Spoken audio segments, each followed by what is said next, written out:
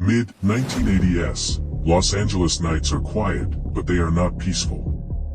Windows are locked, curtains are tightly drawn. People ask themselves the same question: will it be my turn tonight? America is facing one of the most terrifying criminals in its modern history. His name, Richard Ramirez. Known by the media as the Night Stalker. In this documentary, we will explore Richard Ramirez's life story, how he affected society, why he created such intense fear, and how he killed his victims. Richard Ramirez was born in Texas in 1960. His family struggled financially and was deeply troubled. There was violence and instability inside the home. From a young age, he was exposed to frightening and unhealthy environments. His education was irregular and inconsistent. According to experts, such environments alone do not turn someone into a criminal, but they significantly increase risk factors. During his youth, Richard's relationship with a particular relative played a major role in normalizing violence for him. This left permanent marks on his mental world. From an early age, Ramirez struggled with substance abuse, a tendency toward crime, social isolation. In the early 1980s, he moved to California. This is where the crime spree that would make him infamous began. Richard Ramirez's actions were unplanned and disorganized. This made him more unpredictable, and far more frightening, in the eyes of the public. The media labeled him the Night Stalker because he operated at night. He chose his victims randomly. He did not discriminate by age, gender, or social status. This created a massive wave of panic throughout society. People could no longer sleep peacefully in their homes, began buying guns in increasing numbers, formed neighborhood watch and security measures. This period represents a major turning point in the psychology of American society. Ramirez was not just a criminal, he also became a figure of fear shaped by the media. Newspapers put him on front pages, frequently used language designed to instill fear. This, unintentionally, contributed to the mythologizing of him. Today, experts argue that presenting criminals in this way is harmful. In 1985, thanks to public awareness and vigilance, Richard Ramirez was captured. This showed one important truth: when society is aware and alert, it can be very powerful in the fight against crime. He was brought to trial, and after a long legal process, he was sentenced to life imprisonment. Ramirez spent many years in prison. From time to time, he continued to attract media attention. But the reality is this: he spent the rest of his life deprived of freedom.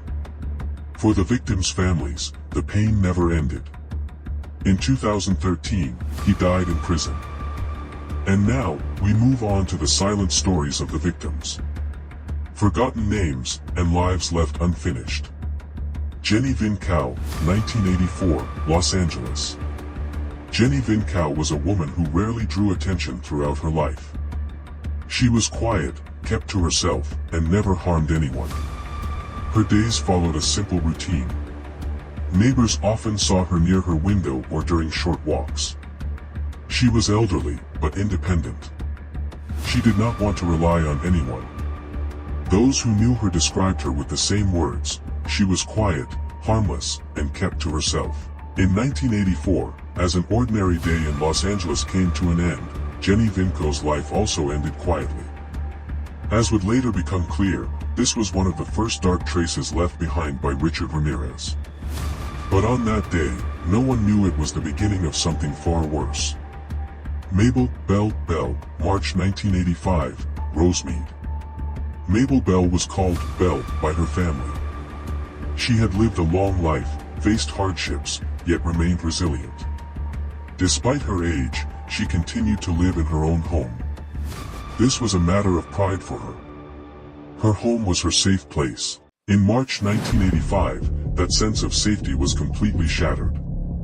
After this incident, people in the neighborhood began to realize something unsettling: being old, being alone, being harmless, none of these things protected you anymore. The death of Belle marked the moment when fear truly began to spread. Florence Lang, March 1985, Whittier. Florence Lang had devoted much of her life to her family. In her later years, she lived a quieter and calmer life. Those who knew her described her as quiet, polite, and gentle. The incident in Whittier in March 1985 became a crucial turning point for the police. Because this time, it happened in a different city. Same month, different locations, similar outcomes. At this point, authorities began to think, these are not isolated incidents. Florence Lang's story helped reveal the reality of a serial pattern, slowly coming into focus. Maxim Green, April 1985, Monterey Park. Maxim Green was different from the other victims. He was younger and lived a more active life. This event deeply shocked the public.